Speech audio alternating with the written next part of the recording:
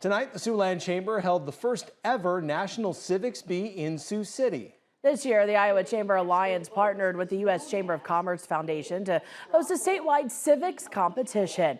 In each region across the state, 20 middle schoolers compete by answering various civics questions. And tonight, the Siouxland Chamber held this region's bee at the RE/MAX Experience. 20 Siouxland middle schoolers competed in 3 different rounds. Now, the first round included 10 multiple choice questions. From there, the top 10 competitors answered another round of multiple choice questions. Finally, the top 5 students had to answer questions from the judges.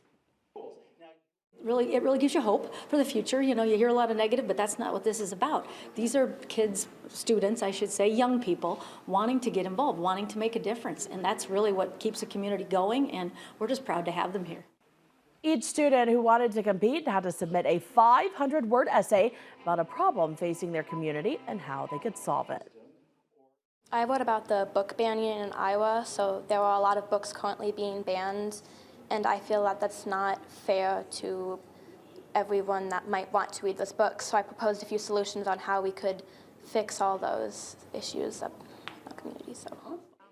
The top 3 students from tonight's competition will advance to the state competition at the Iowa State Fair, and the winner of the National Civics Bee Iowa State Finals will be invited to Washington, D.C. to compete in the fall.